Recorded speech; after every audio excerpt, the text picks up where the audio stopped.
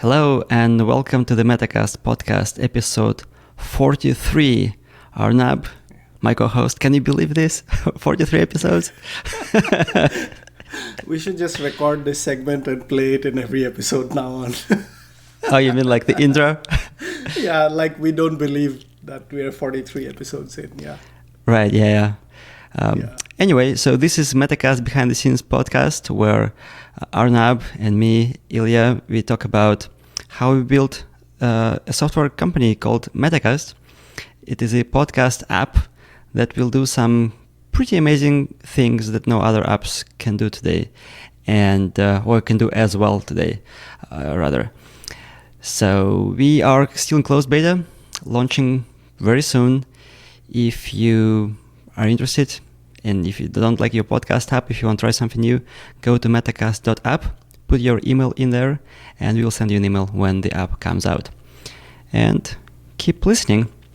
So today, Arnab, what are we going to talk about today? We're going to talk about social media. We're going to first talk about your and my personal takes on it, our experiences. And I think the crux of today's discussion is how do social media and a small startup business go hand in hand? How can it help? What's your strategy for it and all that? Yeah. Aside from everything else, as the CEO of our company, you are also our social media manager. That's true. And actually one thing that we are doing differently from this episode going forward is we will try to stick to one topic. So yeah, I think we've covered a lot of stuff in our previous episodes. So this time we want to try, let's just take one topic and stick to it without deviating on, well, we will go on tangents, but without actually planning to take 3 or 4 different topics. And then you listen to this and you're like, I'm interested in topic 2 and 3, but not in 1 and 4. So yeah, we are trying to make it easier for the audience.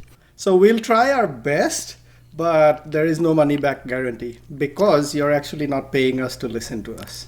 Yes, so it's free. Take it or leave it. And that's kind of actually a good segue in social media, right?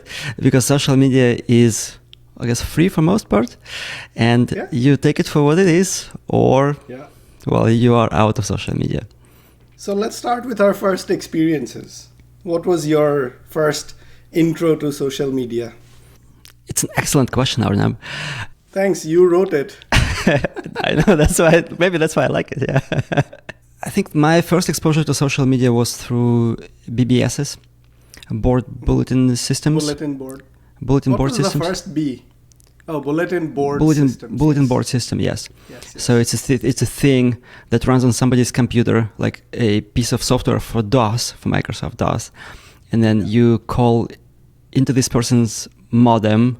Basically, you have to know this person's home phone number, which they advertise somewhere. You call it from your modem, you connect to it, and then you have about an hour to download files, or you can leave some messages. You also download messages that other people left. So it's like forums, but you don't go to the website to see everything there. You download it, you read it offline. It's like mail. Then you write responses, and then they get uploaded back to the board, merged there, and then other people download it. It's very asynchronous. Was it anonymous, or did people have... Actually, it's a good question. I think people just had nicknames. But the admin could obviously track back your nickname to your phone number and call you and chastise you or block you. IRC, yeah. IRC and stuff. Yeah, IRC wasn't a thing in Russia, really. Well, at least it wasn't a thing in my circles. I'm talking about late 90s right now. And then there were forums, which I kind of enjoyed it's kind of, if you look at Reddit today, that's essentially a forum. But previously there were this PHP BB, so it's PHP bulletin board software. That was the common software to run it. Yeah, it's basically BBS migrating onto the internet. That's what PHP BB was. Yeah, it's kind of asynchronous communication. I like that, and ICQ. I think. I think we will talk more about our favorites later, but I think ICQ is actually what defined how I use social media, because ICQ was one-on-one communication. ICQ was from AOL, right? ICQ was originally a startup out of Israel. and they built it there. I think it was essentially like a clone of AOL Messenger. I don't know. I never used AOL Messenger, AOL Instant Messenger, AIM, right? Right. ICQ was, I think, a European sort of, I guess, that side of the world equivalent of this. It was a very simple but very cool piece of software with sounds and emojis. It was amazing. Yeah. But you can only do one-on-one chats there. Emojis were called emojis, yes. I think they were just called smileys. Yeah. Smileys, yes. Yeah. And for people who don't remember or don't know, ICQ is literally I for ice, C for clear, Q for queen, so ICQ, but it stood for I seek you. It's kind of funny because I remember actually finding people, because you could find people by names, by locations, by whatever they typed in there. ASLs. What's ASL?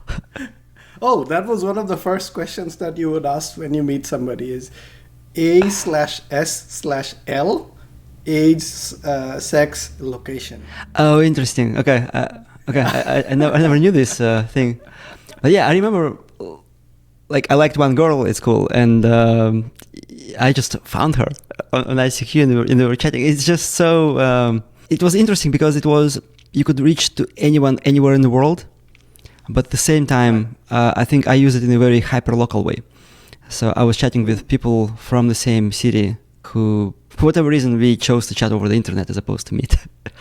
My experience with these early, I don't know if we can even call them social media, but these like forums and messenger platforms, I think me and a few of my friends, there weren't many internet users at that time in my small town in India, right? And we were maybe some of the first few, definitely not the first wave, but it was still like not common at all, right? Like people wouldn't know what you're talking about when you say Hotmail or ICQ. And so there was nobody local to follow or like talk to.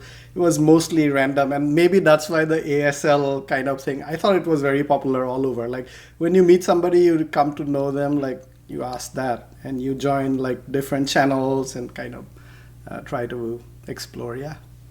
It's kind of interesting what you mentioned about like you didn't have enough people using the internet locally, which I don't think we did many people using the internet locally either.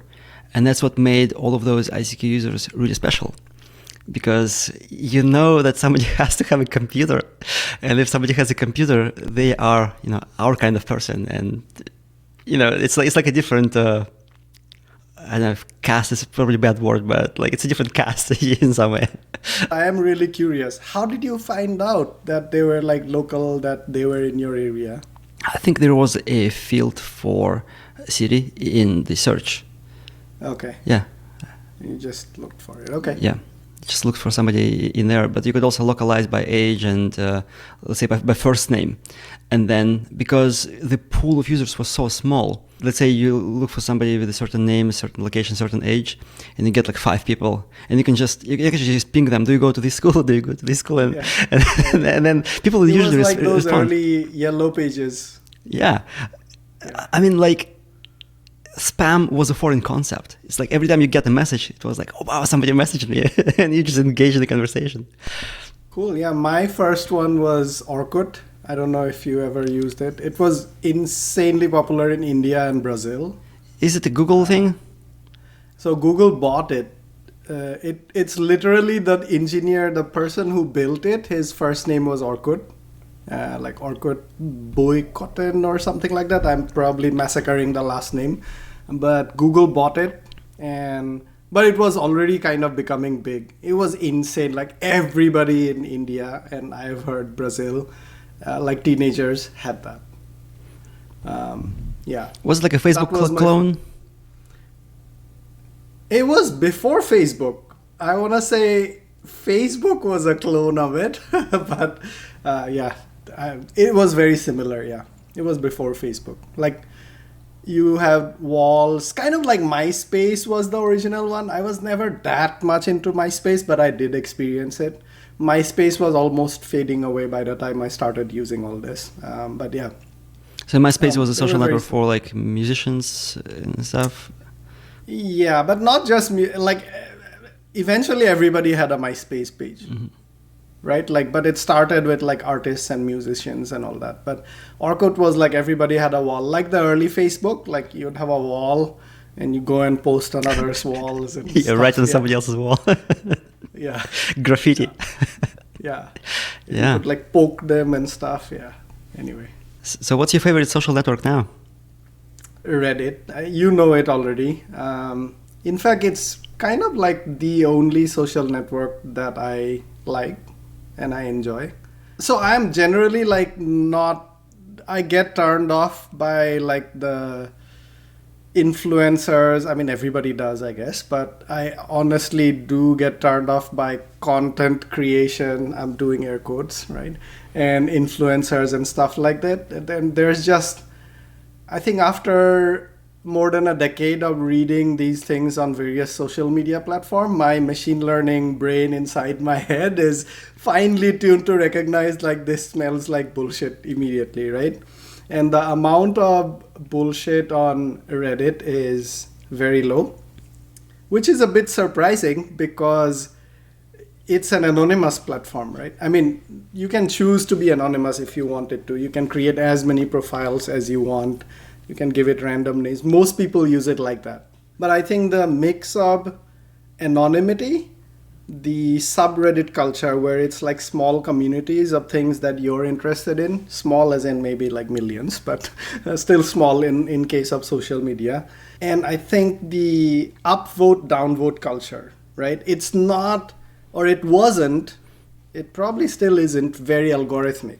Unlike LinkedIn and Facebook and Instagram, or TikTok, it's not an algorithmic feed. It's like people upvoting, downvoting, and you're seeing like what's rising up to the top.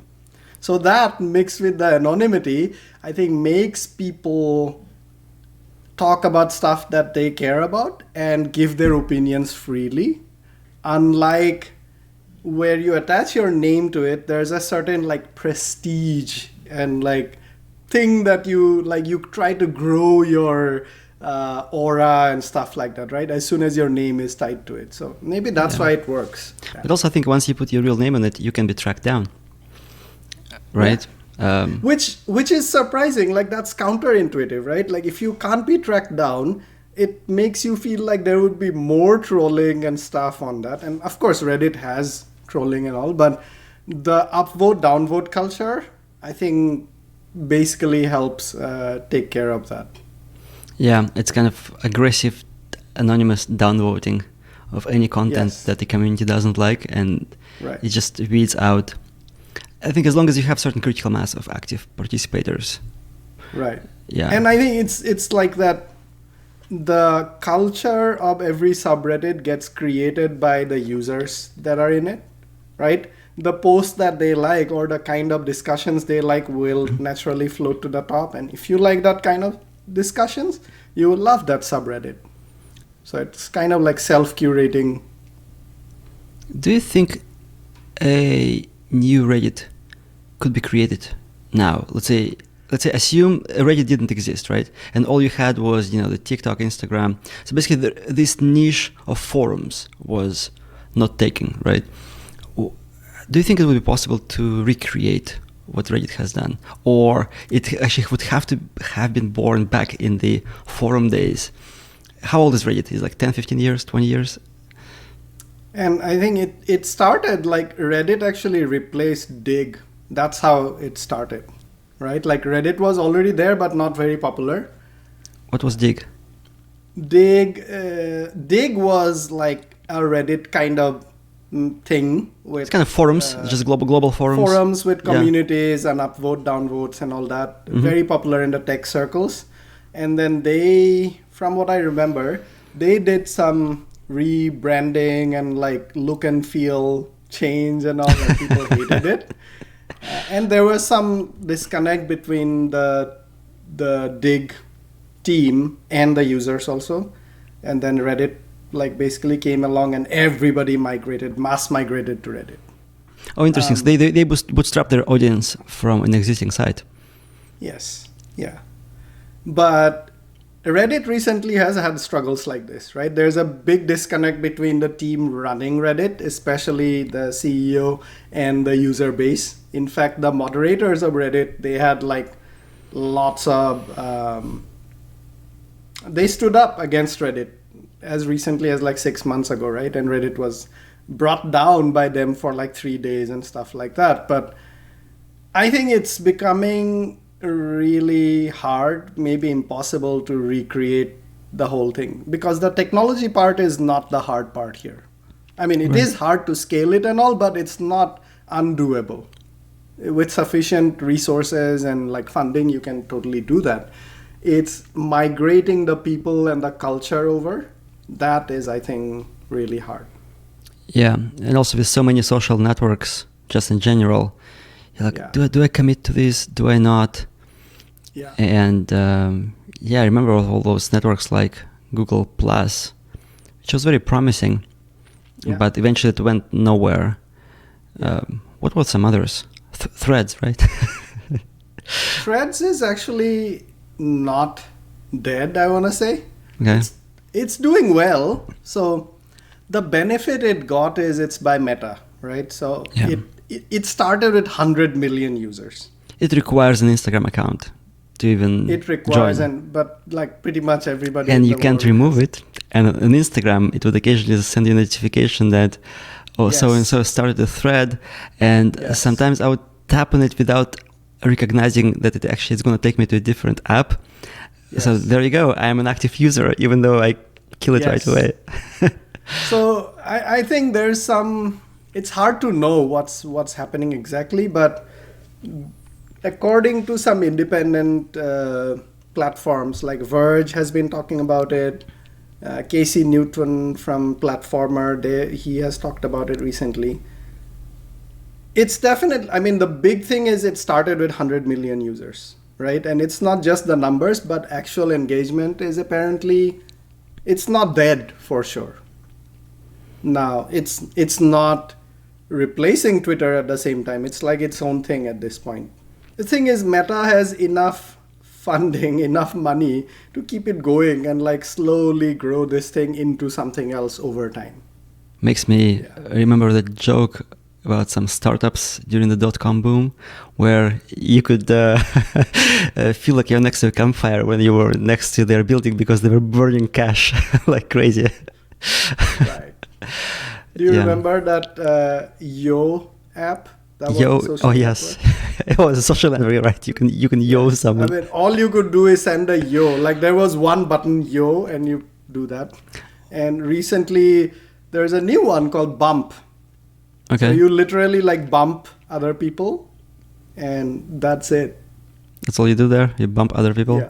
What do you think? Do you think it's Reddit or say Twitter or whatever is like replaceable? I don't know. I feel like people will just find ways to use existing networks in a different way if one of those other ones shuts down. To give you a case in point, Instagram. In the Russian-speaking, I don't know if world is the right word, but like because people are spread geographically, right? But Russian culture, right? Russian-speaking culture. It took off, initially like everywhere else with just people sharing their pictures, but then the sort of influencer thing began with lots of. I mean, it's not just those influencers that you and I think about when we say this word, but just like somebody who is doing, bakes cakes or something, right? And they have like a small school where they teach people how to bake cakes. And then they start posting very large text posts on Instagram. So the picture is just there because Instagram requires the picture. But the gist of it is in the text. It's 2,200 characters. And then if you don't fit in it, then you can also do that carousel of 10 pictures. Multiple. You can just screenshot from wherever you write this post, like in Apple Notes or something. And then you have 9 more screenshots that you can swipe, or your readers can swipe.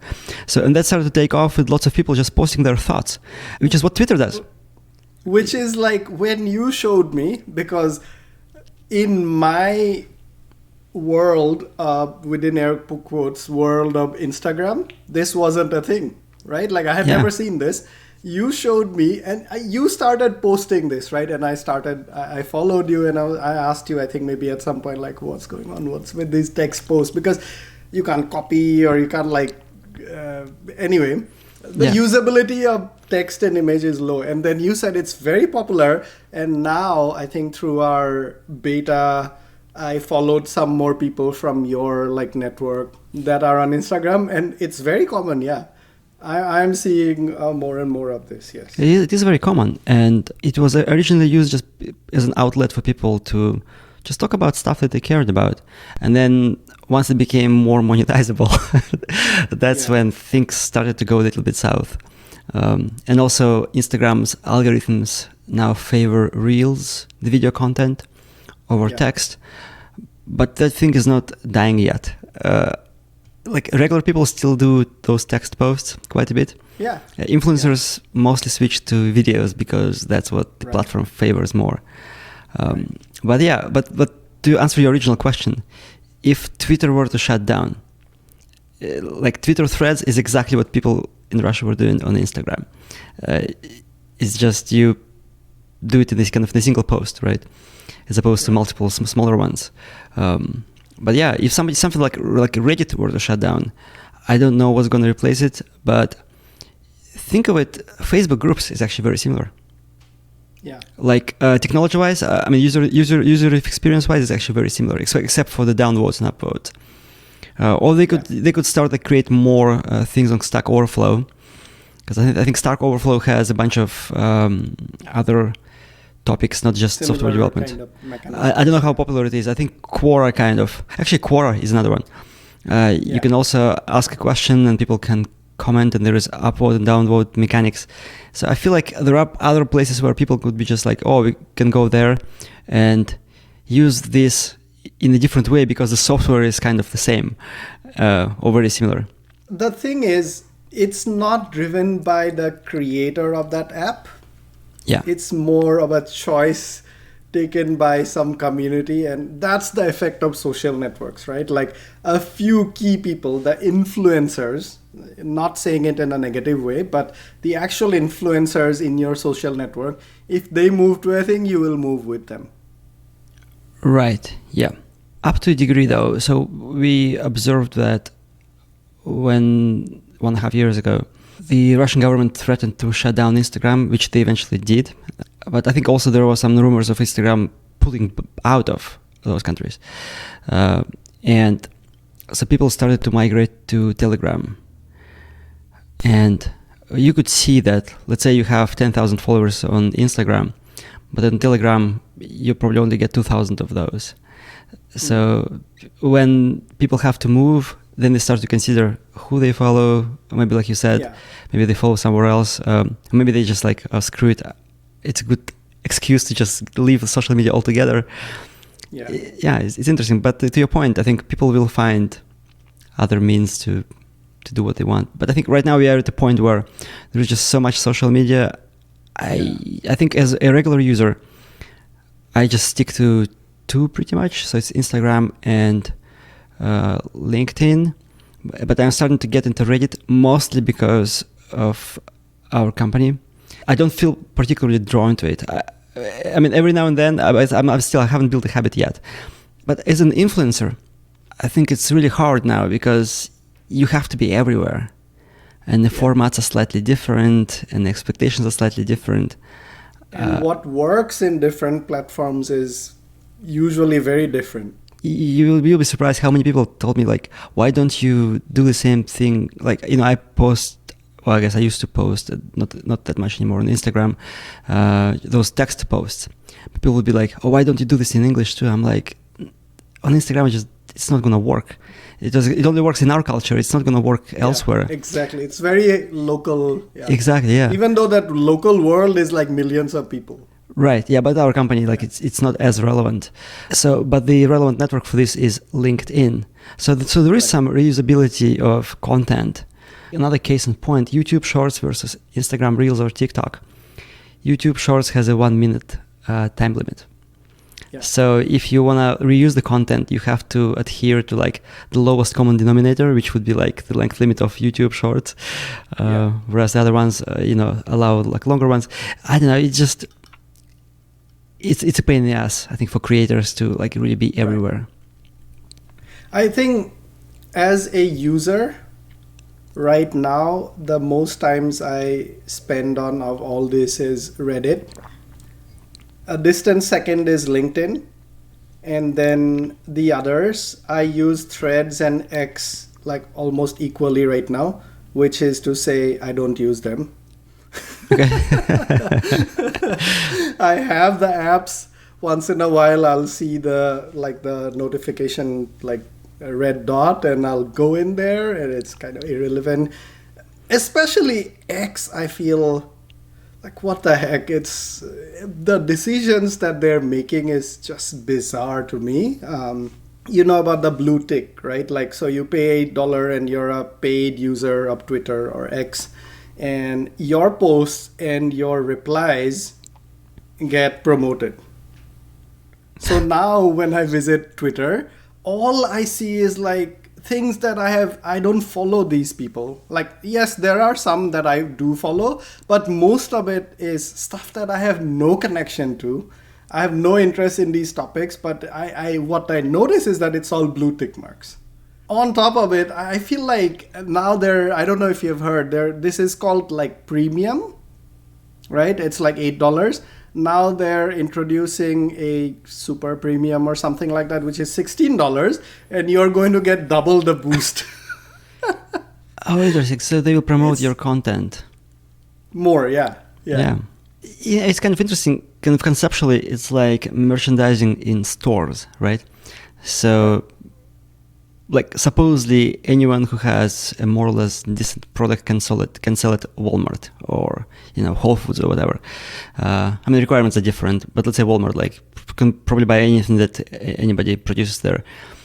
But then you have to pay more to get a certain shelf location. Yeah. Like the eye level, whatever, like that aisle just before the cashier, whatever. It's like the whole science, right? Like to make you buy more, there are certain locations, and then you pay for that. And that's exactly what Twitter is doing. It's merchandising your tweets. Except when you go into a Walmart, the key difference is you go into the areas that you want to buy stuff from, right? Like, let's say you go into your cereals aisle. Here's some beer for you from the influencer. Yeah, exactly. You wouldn't expect like somebody else selling like a random thing in the cereal section. And right. That's what is, I think, going wrong in Twitter right now. It's like I have no idea why I'm seeing these things. Yeah. Anyway. I feel like Threads is kind of the same. I remember joining Threads. I followed a bunch of people, but people I followed don't post much. But I still get a full feed of just random stuff from some people with blue tick marks. I think Threads started with like all these companies jumping on, and it was fun for the first couple of days, like REI and every company in the world, they had like fun things to post, and it was fun. Mm-hmm. Then it started feeling like, this is just ads in a new format, right? Right. So they have dialed down those like company posts quite a lot. But yeah, I think the engagement of both X and Threads, like at least my personal take is both are zero right now for me. Yeah. Yeah. I find it absolutely useless. Yeah. Yeah. So we want to talk about also the AI content creation. And I remember first time I noticed that as somebody commented on my post. Yeah, you shared it with me and you asked, do you think this is AI? And I said immediately yes. Yeah, because for me it was like very suspicious because it's the same kind of sentence structure across multiple comments that basically just takes a one sentence summary of what you wrote. Let's say you write something about building an MVP, and then the reply would be something like, building an MVP is a great way to like test your hypothesis, something like that, right? It just recites what you said.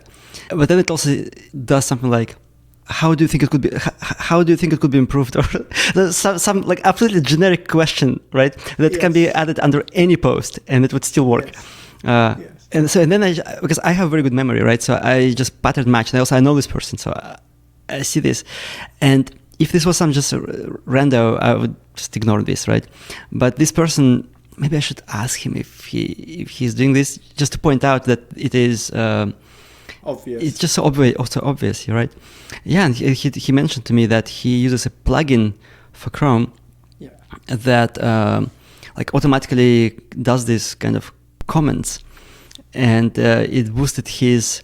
But I forgot the metric. But the LinkedIn has some kind of like a metric for the quality of your profile, and the more you engage with other people's posts, the higher that metric goes. So basically, he was just justifying this. But I guess I don't know this person enough to confront him, because for me it's like, but you're losing my trust by doing this. Yeah. Maybe like do it on random people's posts. This goes back to the very first thing we started with. As soon as you attach like your real persona to a thing, it's human nature to try to like grow it and earn karma, right? That's what social networks call this, right? And the way to do is takes you away from your authentic self more often than not. Oh man, like after I listened to that interview of LinkedIn folks on the Entrepreneur Magazine podcast, they brought up the phrases authentic self so many times that it felt like LinkedIn it's probably like LinkedIn corporate jargon thing. So to me, like whenever I hear authentic self now in relation to LinkedIn, I'm like, I start to cringe. Yeah, I'd say LinkedIn is still like the second most thing that I get value from after Reddit. But the amount of just fluff in LinkedIn has gone crazy recently, I feel like, with ChatGPT and all that. There's so many posts that there is no substance to it. It's just like bullshit repackaged in different ways. I think it's very clear people just try to game algorithms. Because they're trying to boost their profiles, grow their... I don't know what... Yeah. There's value to it. No, there is value to it. I mean, now we can talk about the business side of things, right? Yeah. So there is definitely value for this. Actually, that episode, I'll link to it. It's from, I think, June this year, the Entrepreneur Magazine podcast. It's called Problem Solvers. Jason Pfeiffer is the editor-in-chief of the magazine, and he had two people from LinkedIn on the interview. So many people use LinkedIn as top of the funnel, where they, like at the end of each post, you would see something like, or subscribe to my newsletter. And when people subscribe to the newsletter, then you get their email. And then you can kind of, I guess, monetize it better because you have more control over this. You can send some promotion. You start to control the narrative. You start to control when people actually see what you do, right? There is less influence of algorithms when you do that. So basically the goal is to get as many followers on LinkedIn, as many impressions, so you drive traffic towards the next stage, which is a newsletter, which then they kind of monetize. They don't always monetize it, right? It could be like in our case. We also want more people to subscribe to our newsletter, more people to kind of follow us on LinkedIn, so that when we have an app, we can drive more awareness of the app, right? So actually, that your social media profile is a very important asset because that's how you reach people for free. A good example actually we could use here is Jason Fried and DHH from 37 Signals. They post very useful content. Yes. I mean, some of that could be a little bit sensational to attract more eyeballs, but it's still useful. Very rarely I see stuff from them that's like, oh, this is bullshit. Actually, I've probably never seen that. There's always some value there, right? And it's very thought-provoking usually. Yeah. It could be just a rant, right? But it's still very thought-provoking. Yeah. The value that you get from that is they don't sell anything to you directly in these posts, but you do follow them and you learn about them, and through them, they earn your respect. And they mention Basecamp and Hey multiple times, and you just get to know what they do, what they sell, etc. Right? And also they engage with you when you respond to them. I mean, obviously they get so many comments, they can't respond to everything, but usually kind of, I guess, life hack for our listeners.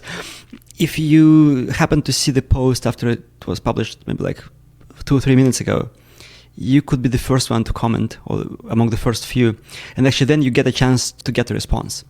If there are already like 50 comments, there is just no way they are gonna like respond to you, just because there is just so much stuff. Because they also get comments from yesterday's post, from posts a week ago, etc. Like when my post went viral, I responded to as many comments as I could. That eventually I just gave up, because also LinkedIn is absolutely terrible at managing comments at this scale for the creator.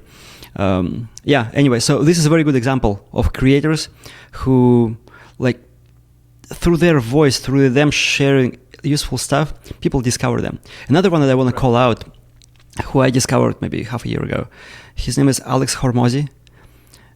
He's an entrepreneur. He did some kind of gym turnaround kind of stuff, selling membership through digital marketing. It's like very unsexy kind of stuff. Mm-hmm. But he made like hundreds of millions doing this, and he branched out into other things. He's kind of similar to Naval Ravikant in a way. Basically, whatever he says, it can be like quite generic, but it's so timeless and so thought-provoking. Actually, Hormozy, I listened to a podcast with him. He mentioned Naval a few times. Right. So I think he kind of draws inspirations from there as well. But like every time I see Hormozy, like I want to read his stuff. And actually, I'm going to buy his book too. And these are kind of, I guess, examples of great influencers. But then I have some others that I occasionally see. It's just, this stuff is just so obvious that they post. Yeah. But somehow they get like thousands of reactions and reposts. And I almost like lose hope in the human race when I see just how many people fall for this. Additionally, I feel like I know exactly like the kinds of posts you're talking about, right? It erodes my engagement with the platform itself. Yeah, because the platform pushes it onto you. Yeah. And this is the thing, like there is no downvote button there. LinkedIn doesn't know if you just swiped it because you didn't have time, or because you were like absolutely appalled and you didn't want to like read it. Why are most social platforms very opposed to the downvote thing? Like I know YouTube famously took it away, right? And I think most don't have it since then. I know early on Facebook used to have it. But again, that is one of the most critical things to Reddit's success is the upvote and downvote mechanism. And it's not just upvote, it's also downvote.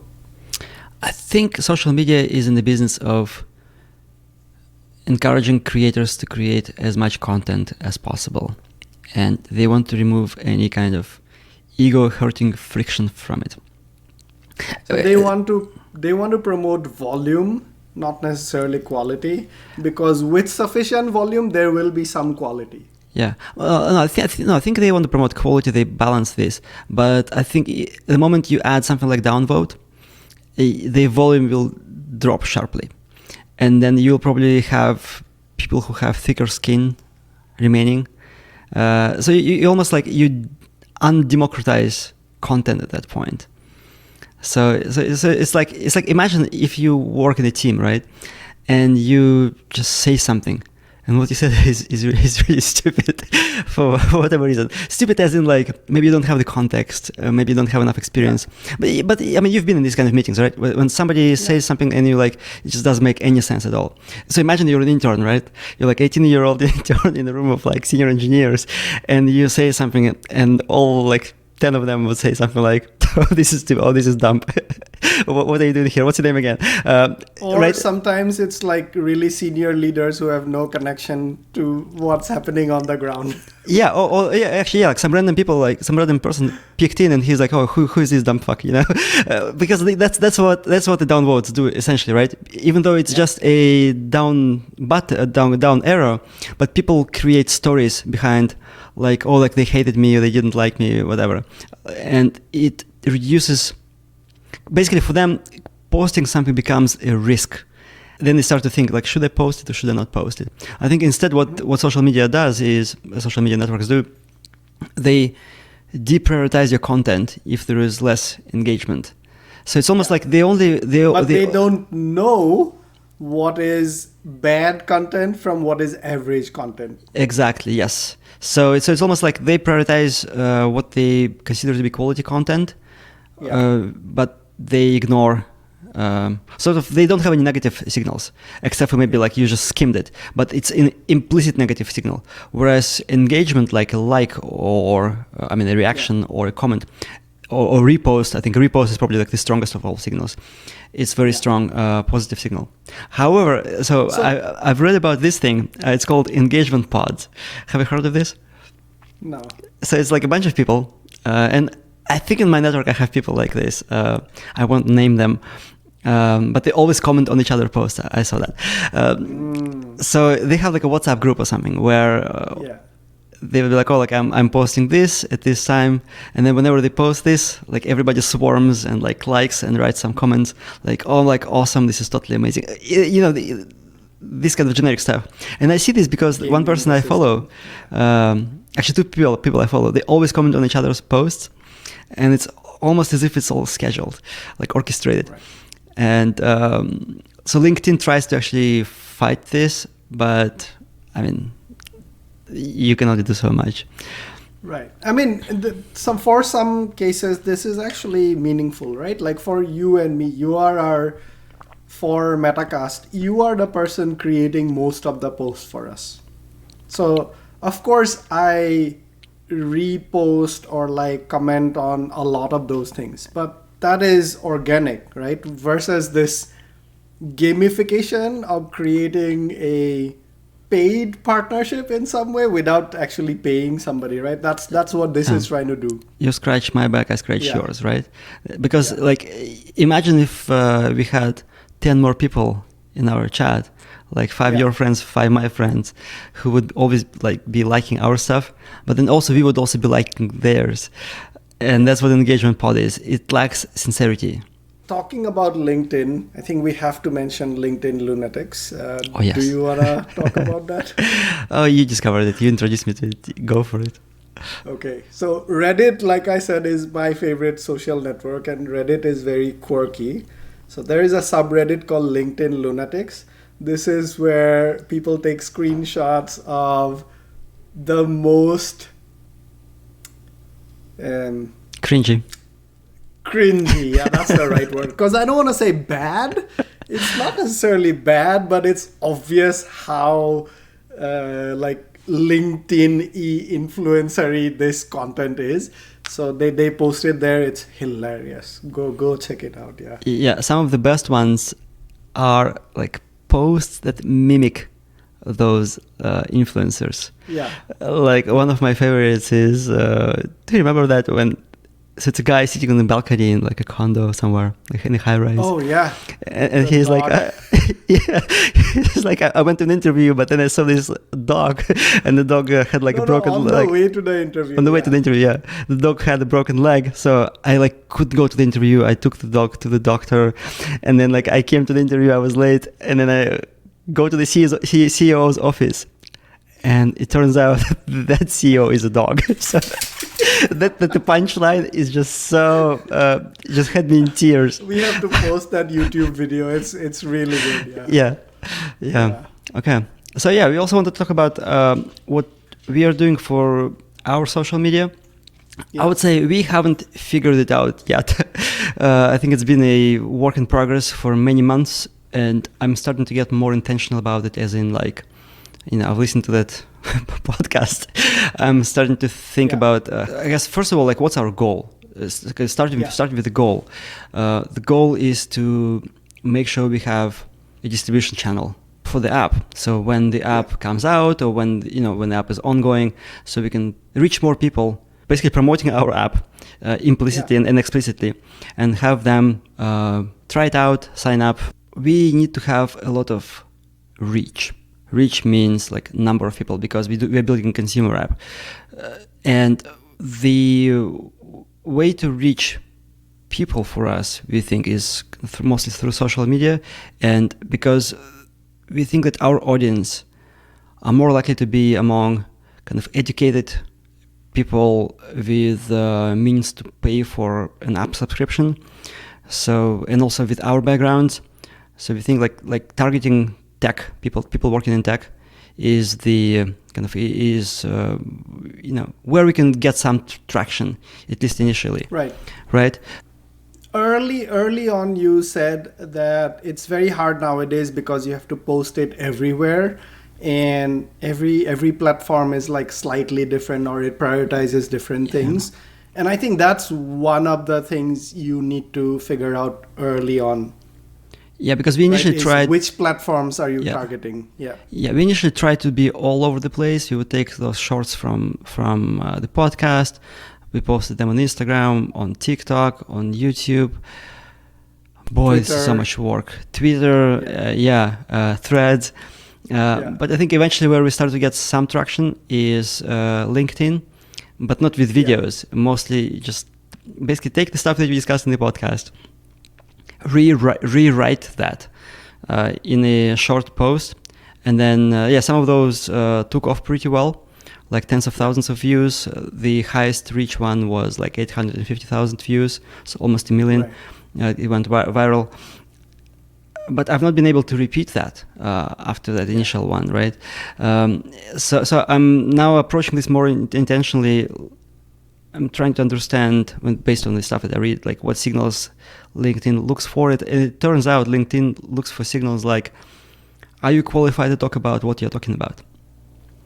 Right? And so in my particular case, given my experience, like talking about like careers in big tech, talking about product management, that's what makes me kind of more qualified from the LinkedIn's perspective. You're an expert in that space, yes. Yes, yeah, because of my resume, right, that LinkedIn has. Right. And then also it looks at who engages with these posts. Let's say if I post something about Google and then a bunch of engineers and product managers like this, then they're like, okay, so he was a former product manager at big tech. These people like it. Therefore, let me show it to more engineers who might like it. And that's just how it works. And also it seems to favor like lists. So you do like top 5 things I learned or something, these kind of posts. Yeah. I generally don't like those, and it's not my kind of style of writing. Don't do it. I already started doing this. But at the same time, what I noticed is sometimes I come across a post by some, let's say, random dude. Like actually, good example, there was this guy called Ryan Perelman, I think. He's a staff engineer at Instagram. And just somebody who both of us know, Howard, he liked his post, and I just like looked at it. Not bad. So I subscribed to this guy. I followed him, and then I was reading his posts, and he always does lists. And I realized that if I don't know the person enough, lists actually give me a way to quickly skim it, right, and then decide if I actually want to read it. Whereas if you have like 2,000 characters of just prose, it's very hard to understand what the post is about before you commit to it. And lists allow you to just like skim a couple of headers, and you're like, okay, it makes sense, let me read it. So I'm just starting to get more intentional about trying to look at this from the audience perspective, as opposed to like, what do I like to write? Right. To do better. Right. I mean, so this is kind of like the second step, if you will, right? First, identify the platform that you need to put your stuff in. Second is fine tune it, get better at it. Yeah. What's after this? I don't know. We haven't hit that growth yet. So I think we are at this point where I think we are not qualified to give advice yet. So we are just like, I guess, sharing what has been going for us. And also it's easy to like subscribe to a bunch of influencers who have great following, and then all of a sudden your feed is just these people because they post every day, sometimes multiple times per day. Yeah. And then you feel like everybody has great following just because you subscribe to these like 20 people.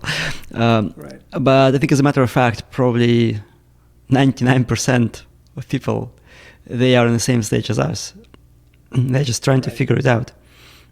I'm not. Like, I'm glad that you're doing this for us. Because somebody needs to, right? And it's important, like you said. But it's just not something that comes naturally to me, and I don't enjoy. Yeah. I kind of enjoy writing, and I always enjoyed writing even at Amazon, because Amazon has a specific structure you have to follow. Yeah. But I even enjoyed writing within the structure too. Because a structure gives you some guardrails, and then you just like, it's like software in a way, right? So if you use a NoSQL database, you can do join across tables, and then you make up some creative solutions to accommodate for that limitation that the system imposes on you. And I think it's the same thing in writing. So if I decide that I want to use lists, then I can perfect writing lists, right? I guess one, not necessarily mistake, but maybe a bit of a misguided approach that I used initially, right, is I was waiting for an inspiration. Like I would wait for an inspiration to write something. And then some of those would really take off, some of those like wouldn't. But the thing is, like, when you rely on inspiration alone, if something doesn't take off, it really hurts. Because like you poured your soul into this, and for whatever reason, like people didn't like it, or algorithms didn't like it, and it just fell flat on its face, right? Whereas, so if not inspiration, you have to rely on perspiration. Perspiration, and discipline. Yes. Discipline, and it becomes like you produce content, you become a content factory. Then you start to kind of optimize more, because it comes more from the brain, less from the soul. And then maybe that's how you get more engagement. I don't know, we'll see. But one thing I started doing now is... That's how also you become like less authentic over time. We will see about that. The challenge there maybe if you see that something works and you start doing more of that. Yeah. And that you could lose your authenticity. So what I'm doing for now is like whatever discussions we are having, like the discussion we're having right now, before I post the podcast and I listen through the entire thing in Descript, I take notes of what could make a good LinkedIn post. Right. And then I just take that part of transcript of that part of content. I tried putting it in the ChatGPT and ask it to summarize it for me. It's just so cringy, it's unusable. Well, it could be good, like formulaic. Yeah, it could be like, get me the 5 insights from this, and then you just rewrite those 5 insights. I think that is fine. Yeah. But just generally, like I would latch onto 2 or 3 sentences, and then I could develop this into a post. So my approach now is I want to spend 2 days a week producing the podcast, but also creating, let's say, 5 or 6 of those LinkedIn posts for the week ahead. So that... And our newsletter, talking about the stuff that you write, that is my favorite piece. Like, I actually look forward to it every week. I love the newsletter, I think the newsletter and the podcast is where we can afford to be much more authentic, because that's kind of lower reach, but it's also something that, like, I don't want to compromise on this. I think even more than reach, even if in the future we have a lot of listeners or a lot of like readers for the newsletter, it's not a thing where you have to cast it according to somebody else's rules.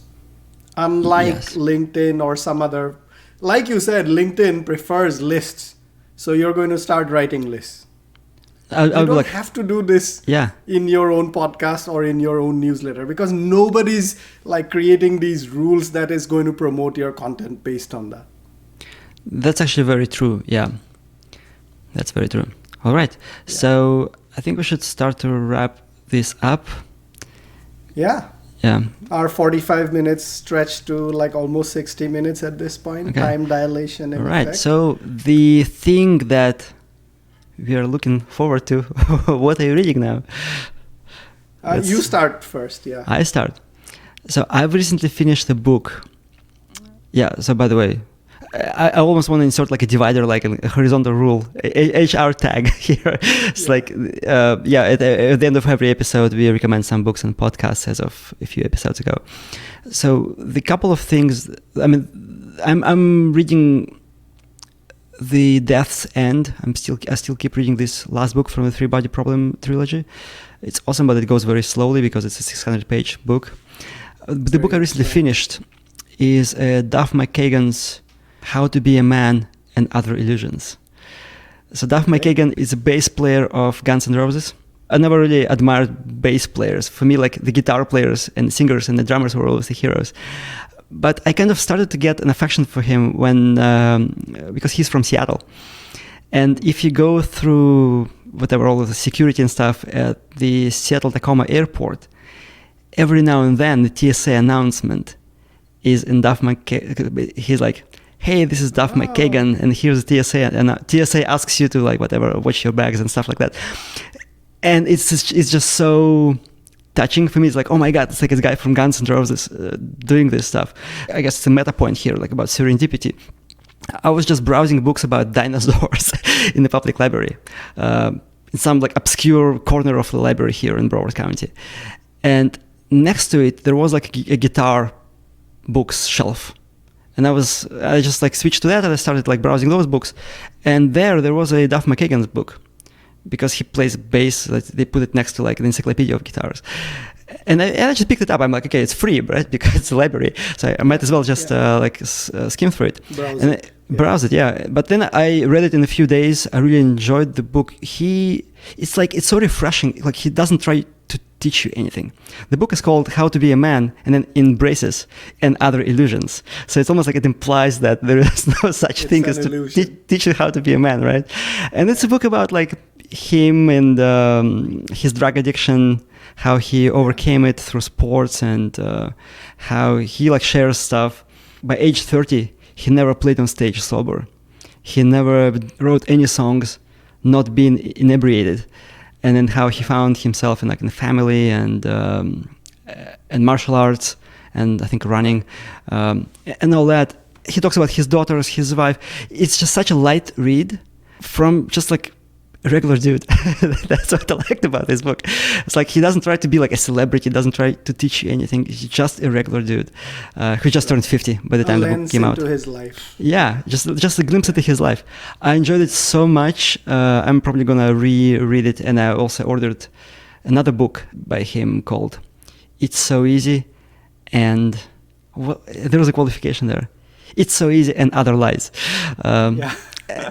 Well, but that's also a pun, because "It's So Easy." It's one of the popular Guns N' Roses songs that he wrote.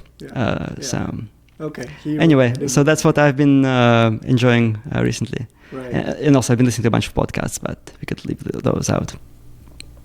I haven't had much time recently. The Hitchhiker's Guide to the Galaxy is sort of still going on the side.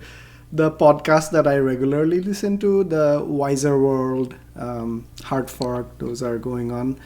But the last few days, I don't know about you, but growing up, one of the biggest kind of introductions to Western culture, pop culture and all that, was Friends.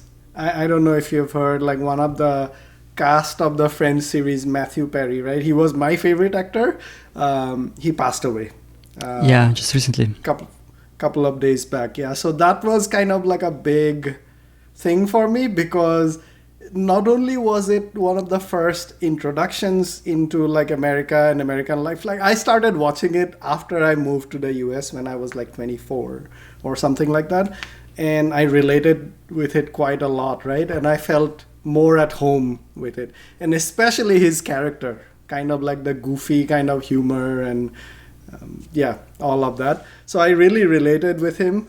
So that was kind of a shock. So I have been going through Reddit posts that kind of like talk about his favorite moments and all of that. Yeah. So it's kind of interesting how we kind of get engaged when somebody's passing or somebody's tragedies.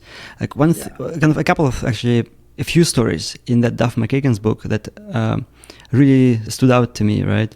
He was on a plane with Kurt Cobain, flying from LA to Seattle. Cobain was also from the Washington state. He lived in Seattle. And he tells a story how they they were both sort of depressed, and so Cobain died when he was 27. So McKagan, I think, is a bit older than him. He was maybe like 29 or 30. And he said, like, I wanted to invite Kurt to my house, but then like there were like a bunch of people and all, and he just like disappeared into the crowd. And like a few days later, I learned that he like shot himself, right? And this kind of stories, for some reason, like, at least for me, I think it's maybe just part of our human nature. Just we tend to like want to find out more, maybe as to why, and maybe also celebrate the people that we really admired. Yeah.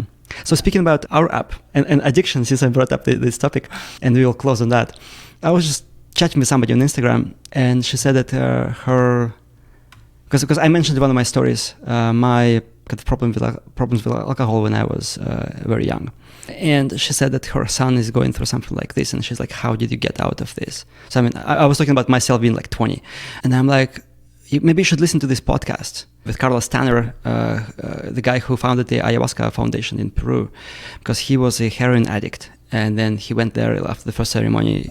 Like, he was no longer an addict, and then he started this center, and it's been like 20 years since then, no drugs since then.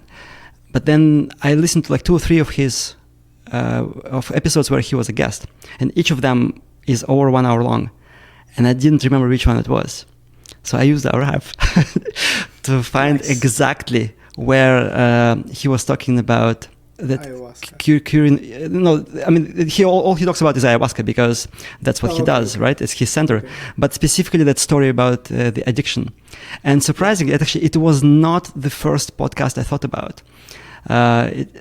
So if I sent her the first link, it would have been the wrong link. So then I checked the other one, and I found it there, and it started like 6 minutes, 53 seconds. And I'm like, okay, so just check this out. Unfortunately, I couldn't send her a deep link to our app, but just being able to so easily locate information in the podcast, I was like, wow, this would definitely be worth the monthly subscription price. Right. Which, as founders, we are exempt from this, I suppose. Yeah. Anyway, so cool. If you want to check out, what the future of podcast apps is, go to metacast.app and put your email in. Also, subscribe to our newsletter at metacastpodcast.com. Follow this podcast. And what else do people do with podcasts? I guess not much until our app comes out. And you can also send us an email at hello@metacastpodcast.com. We always are elated to receive, just nice words from people who listen this far, and and just reach out to say thanks. Yeah. Thanks for listening. Thank you. Okay. Right. Bye.